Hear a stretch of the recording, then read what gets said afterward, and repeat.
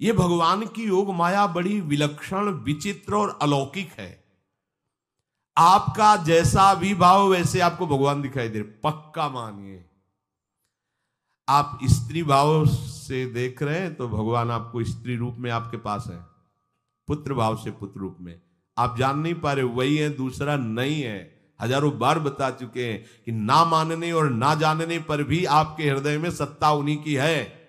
जिस दिन वो भगवान अंतर ध्यान हो जाते, प्यारे पुत्र, प्यारी पत्नी, प्यारे सुहृद मित्र आदि को आप चिता में जला देते हैं, तो था ना आपके हृदय में आदर, पर आप अनजाने से भी भगवान का ही आदर करते हो। अगर जान करके आदर कर लो तो तुम मुक्त हो जाओ इस दुख से, इस प्रपंच से। श्री भगवान कहते हैं कि मेरे अज अविनाशी स्वरूप को ये मूढ़ लोग नहीं जानते हैं, केवल वही जान सकता है जो मेरा आश्रय लेकर के मेरे को पुकारता रहता। भजन का मतलब तब पुकारना, भगवत चिंतन करना।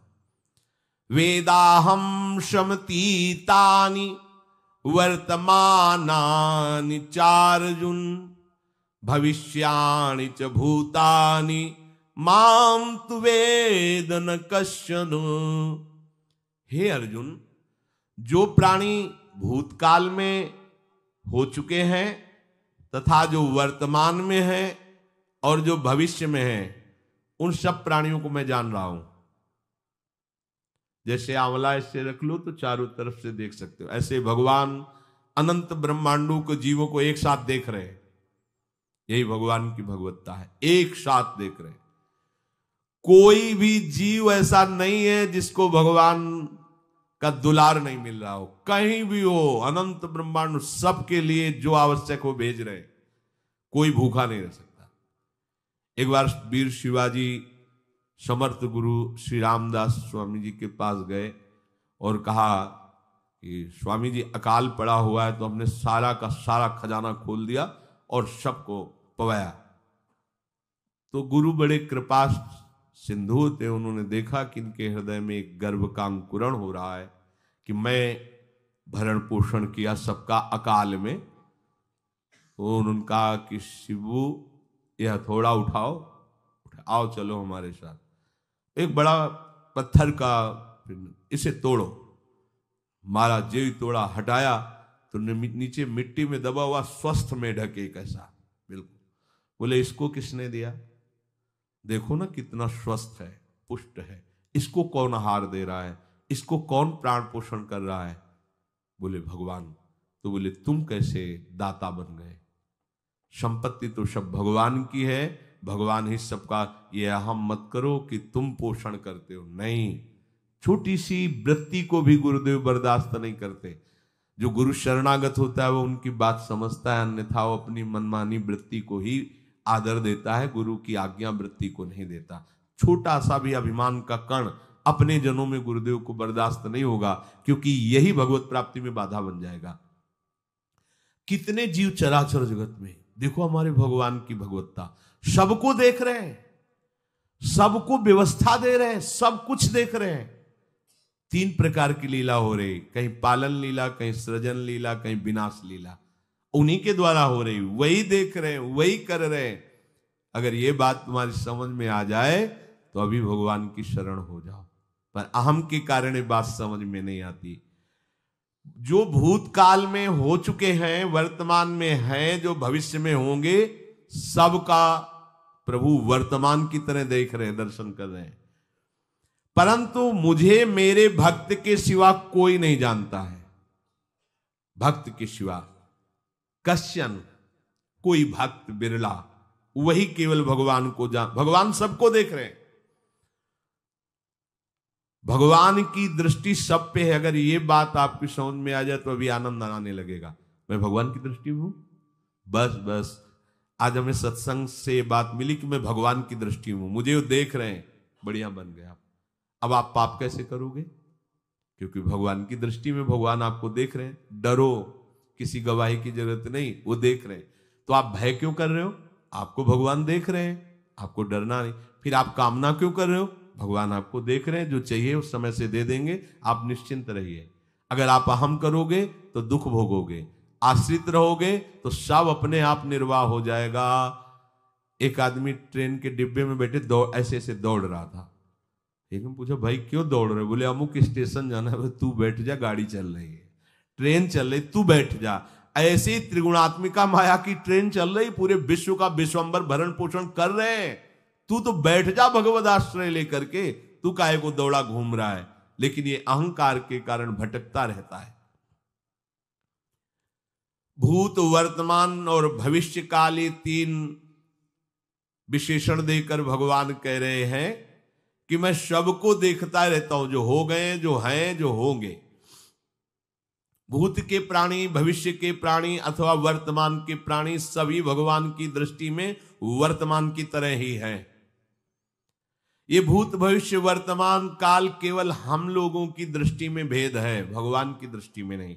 हो चुका, होगा, हो रहा है। भगवान की दृष्टि में सब हो रहा है, पीछे का भी, अब का भी, सब सामने चल रही सीन।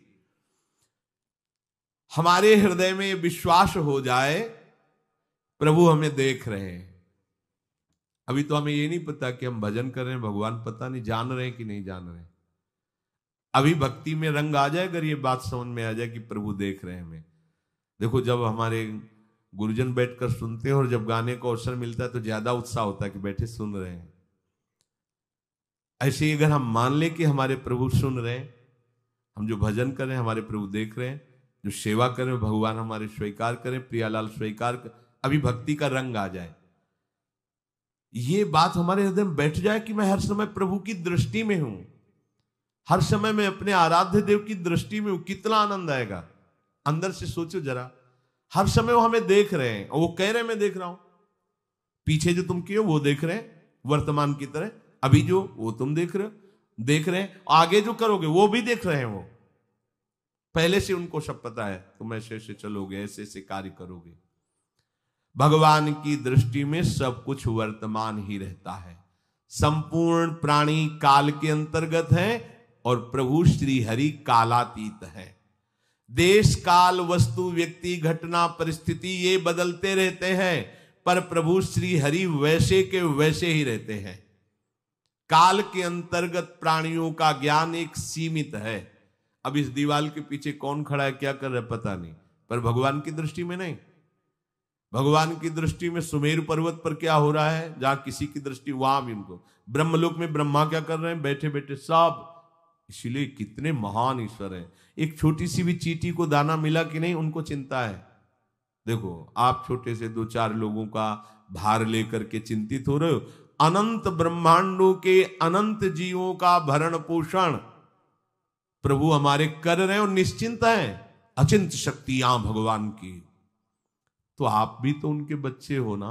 ये सब कहने का मतलब है आप भी तो उन्हीं के अंश हो ना। 2-4 की चिंता में इतने तुम बावरे हो रहे हो, डिप्रेशन में पहुंच रहे हो, 2-4 कामनाओं के पीछे इतने। अनंत ब्रह्मांड तुम्हारा जो अंशी है, अनंत ब्रह्मांडों के अनंत जीवों का अनंत काल से भरण पोषण करता चला रहा है। कहीं भी किसी के साथ कुछ भी गलत नहीं हो सकता। जैसे कहते हैं कि क्या गलत हुआ, देखो ना अभी तो बच्चा था, ऐसा ऐसा हो गया, तो तुम्हारी दृष्टि में बच्चा है, पीछे तो बहुत पुराना है ना, जो कर्म करके आया उसका फल। कहीं भी गलत किसी के साथ नहीं होता, ध्यान रखना। जहां कुछ होता है, अभी हमने देखा मानो कि ये तो बहुत गंदा है, तो सीधे जा रहा था, ये आदमियों ने मिलकर इसे पीटा, अभी सीधा चल रहा, पीछा टेढ़ा चल के आया है, और जिनको पीटा है वही आके इसे पीट रहे हैं। अब हम वर्तमान को तो देख रहे हैं ना, पीछे की बात तो देख नहीं रहे ना, और भगवान पीछे की देख रहे हैं कि इसने पीछे बहुत ऐसा गलत किया, उसका हिसाब इसको मिल रहा है, इसलिए चुपचाप देखते रहते हैं। ध्यान रखना, इतना भी गलत नहीं हो सकता इस सृष्टि में। वो कैसे गलत नहीं हो रहा, अभी तो नवयुवक था, उसने कुछ ऐसा किया ही नहीं, अभी तो नई अवस्था थी, अभी तुम्हें दिखाई दे रहा है 15 वर्ष का है, लेकिन भगवान देख रहे हैं मेरा पुरातन अंश है, किस जन्म से क्या क्या करते चला रहा है। ये ज्ञान हो जाएगा तो किसी भी बात में आपको दुख नहीं पहुंचेगा, विक्षेप नहीं पहुंचेगा। नहीं, बड़े बड़े विक्षिप्त हो जाते हैं। एक गौतमी नाम की महान तपस्विनी थी, महाभारत में कथा आती है, उसका एक ही पुत्र था और उसको सांप ने काट लिया। तो वहां की कुल भील उठा के लाए और कहा है देवी मां, ये देखो सांप ने तुम्हारे बेटे को काट लिया। तो उनका इतनी सामर्थ्य सांप की कैसे हो गई कि मेरे बेटे को काट लिया और मेरे से भय नहीं माना। आकर्षण वृत्ति जीव ही की सांप सामने आ गया, तूने क्यों काटा, मैं तुम्हें भस्म कर दूंगी। तो आपने कहा पहले हमारी प्रार्थना सुन लो। मेरे सर पर मृत्यु ने आकर के अपना शासन जमा लिया और कटवा दिया, मेरा कोई दोष नहीं। मृत्यु का आकर्षण किया, महान तपस्विनी भगवान व्यास देव जी ने ये लीला कथा गाई है। मृत्यु का आकर्षण किया, साक्षात मृत्यु सामने आ गई, थर थर कांपने लगी। गौतमी जी ने कहा मैं अपने तपस्या के बल से तुम्हें भस्म कर दूंगी। हमारे ऐसे निष्पाप बालक को तुमने सांप के द्वारा प्रेरित करके कटवाया। बोले मेरे ऊपर काल का शासन है, काल ने मुझे प्रेरित किया, मैंने सांप को प्रेरित किया, मेरा कोई दोष नहीं, ये काल का शासन। काल का आवाहन किया, काल उपस्थित हुआ। काल ने कहा कि मेरा इसमें कोई दोष नहीं, इस बालक के पूर्व जन्म के कर्म के द्वारा मैं प्रेरित हूं। इस बालक के कर्म से प्रेरित होकर मैंने मृत्यु को प्रेरणा की, मृत्यु ने सांप को प्रेरणा की और इसने डस लिया। अब आप बताओ किसका दोष है?